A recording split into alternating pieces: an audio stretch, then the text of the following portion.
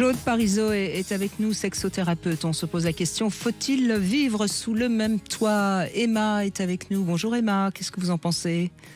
Bonjour, bonjour Brigitte, bonjour Claude. Bonjour Emma. Claude est avec nous, Claude Parisot. Bonjour Claude. Alors, pour moi, en fait, c'est une question que je me pose même pas parce que c'est une évidence. Alors aujourd'hui, je la pose quand même un petit peu, mais de base, en fait, je suis plutôt, si on se rencontre, c'est pour s'aimer, c'est pour vivre ensemble. Et c'est quasiment une question qui se pose pas, c'est une évidence. Maintenant, je peux comprendre qu'il y en a qui veulent autre chose, hein, mais voilà, c'est comme ça en tout cas que moi, j'aime fonctionner. Sauf que, comme je l'expliquais en fait, donc j'ai été mariée, donc j'ai vécu sous le même toit pendant une dizaine d'années avec un homme qui était relativement absent en fait, enfin absent, on va dire même pas physiquement, mais aussi émotionnellement. Et puis quand on a divorcé, je pensais que j'allais rencontrer quelqu'un d'autre et que j'allais revivre avec quelqu'un. Et j'ai pas réussi en fait à vivre avec un homme, alors que je n'envisage pas ma vie autrement que d'être amoureuse, de vivre avec un homme. Donc c'est assez paradoxal.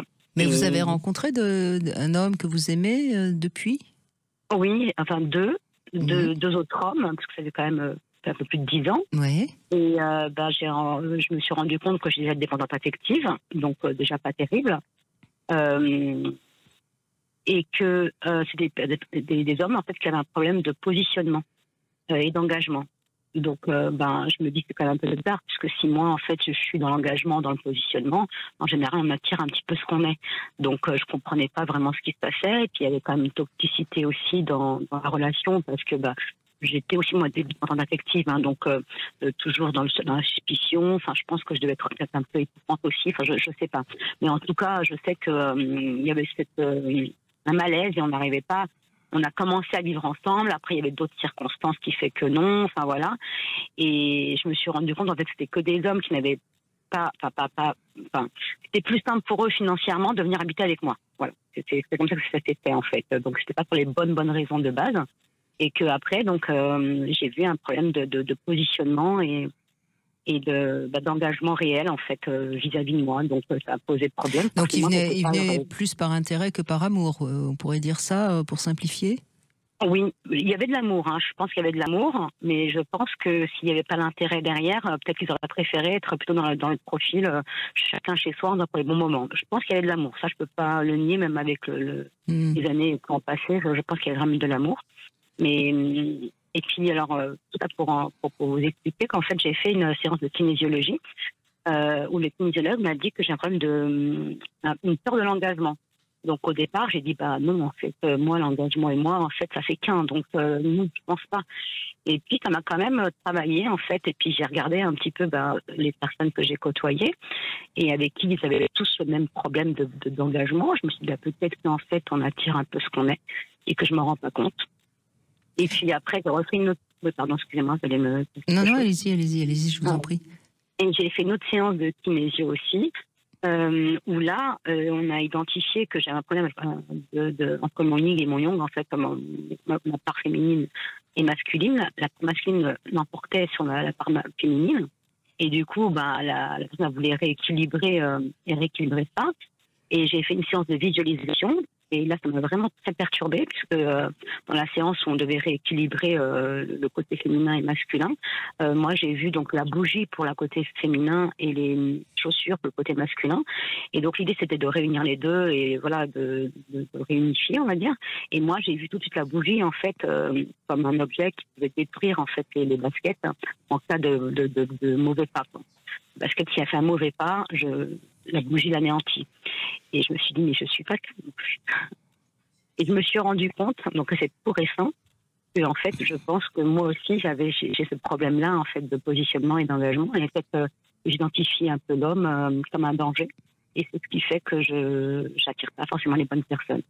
Oui, peut-être, mais ce qui est possible aussi, enfin c'est ce qui me vient comme ça quand je vous ai écouté, Emma, c'est que peut-être de vivre avec quelqu'un, c'est aussi une manière de pouvoir l'avoir un peu plus à sa portée, de pouvoir le surveiller, le vérifier un peu plus.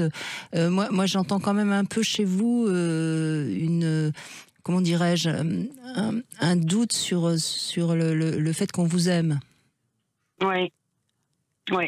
Et C'est exactement ça. oui, et donc ça vient évidemment de très loin. Donc, si on doute qu'on nous aime, si l'autre vient habiter chez nous, ça sécurise quand même. Hein.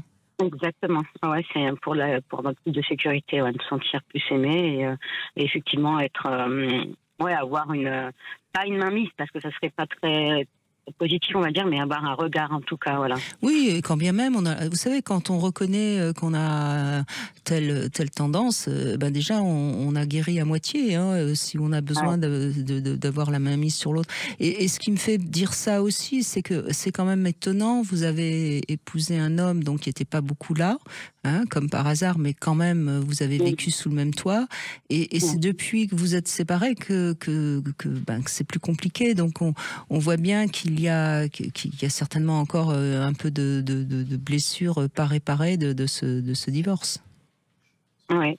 Oui, et puis moi je pense que ce qui est positif dans ce que vous dites, c'est que vous vous rendez compte, parce que quand vous avez commencé à parler, ce que je vais vous dire, c'est qu'on rencontre vraiment les parties de nous qu'on a du mal à voir. Si la personne a du mal à s'engager, forcément, il y a des parts de nous, je dis bien des parts de nous, on n'est pas tout identifié, qui ne veulent pas s'engager, et c'est important de les observer. Parce que c'est sain, j'ai envie de dire, c'est sain, c'est humain. C'est juste que ce qui est important, c'est d'en parler pour moi avec le partenaire. De dire que voilà, quand c'est difficile ou bien quand il y a des choses qui vont pas dès le début. Dès le début, pas laisser traîner, c'est de dire bah là je me sens plus en sécurité ou je me sens pas aimé, ou je sais pas où quoi qu'il se passe, c'est de pouvoir en discuter parce que derrière il y a toujours des pépites d'or. Hein, c'est juste la relation qui veut grandir. On peut avoir ces peurs-là et en parler ensemble, c'est ça qui permet justement de colmater les brèches, hein, selon moi. Ouais, voilà, du coup, là, je rencontre plus personne en fait, du coup. Peut-être que je me suis encore plus braquée, je ne sais pas, mais moi je sens trop d'être ouverte à ça, mais voilà, ça. Mais je pense que vos deux expériences où vous avez laissé l'autre venir quand même un peu pour des mauvaises raisons, hein, puisque vous l'avez dit, des raisons matérielles. Je pense que ça vous a beaucoup blessé. Je pense que ça doit se réparer, ça aussi. Vous avez pris conscience de pas mal de choses, puisque vous avez avancé dans différentes pistes. Accepter maintenant d'en valoir le coup, si je puis dire. Ouais. Et soyez ouverte et vous verrez, vous allez attirer un homme qui viendra, qui aura envie d'habiter avec vous pour des bonnes raisons. Oui, et peut-être aussi que de se laisser rencontrer quelqu'un juste pour la rencontre, pour rencontrer, hein, vraiment rencontrer, c'est-à-dire dans l'instant, et sans avoir derrière, on va vivre ensemble. Parce que ça, les hommes, on peut le sentir aussi. C'est-à-dire que si l'homme sent qu'il y a quelque chose comme ça, comme il y a un grappin, ben eux, leur liberté, ils vont se sentir tout de suite et ils vont avoir du mal à avoir envie de s'engager. Et c'est juste de laisser vivre la rencontre. Les premiers mois, c'est difficile de savoir. On peut pas savoir ce que ça va donner après. C'est juste de le vivre et puis d'être au plus près de soi, de dire bah, ça oui, je suis ok, ça je suis pas d'accord. Oui, dire sa vérité, de ce qu'on a envie, ce dont on a envie, ce dont on n'a pas envie. Et là, vous allez vous rendre compte si la personne vous plaît ou pas. Et après, on peut discuter sur qu'est-ce qu'on en fait de cette relation. Mais avant le couple, il y a d'abord la relation pour moi. Oui, bien sûr. Et ça, c'est vraiment important. Oui. Oui, accepter de faire des rencontres, même si ça va pas jusqu'à l'acte sexuel, mais voyez, rencontrer des hommes et échanger, et soyez un peu plus libre dans ce qui pourrait arriver ou pas. Et ça va, je pense que ça va vous permettre de vous libérer de tout ça. Oui, d'accord. Parce que de toute façon, je suis complètement d'accord avec ce que vient de dire Claude, hein, entre le moment où on rencontre quelqu'un et le moment où réellement on est dans une relation qui s'installe, il se passe du temps quand même. Hein. Ouais. Et à force de vouloir rencontrer quelqu'un, on finit par oublier toutes ces rencontres qui sont parfois des rencontres juste pour prendre un verre ou juste pour sortir un peu ensemble. Et c'est ces rencontres-là aussi qui nous permettent de libérer plein de choses. Ouais. Tout à fait. Et surtout qu'aujourd'hui, on a des milliers de manières de faire des rencontres, de bouger, Il faut s'en donner les moyens, tout simplement. Oui. Puis comme disait Claude, peut-être penser juste au bon moment de présent, quoi, en fait, sans avoir. Bien sûr. Je pense que là-dessus aussi, j'ai un petit peu évolué, mais peut-être que je me bloque encore un peu, mais j'ai évolué là-dessus aussi. Je pense que ça prendrait bien plus mon temps maintenant. Eh bien, écoutez, je crois que ça démarre bien pour 2025, il me semble. Super. Emma. Ouais, Merci. j'espère bien. Merci à vous. Bonne suite à vous. Merci en tout cas de votre témoignage.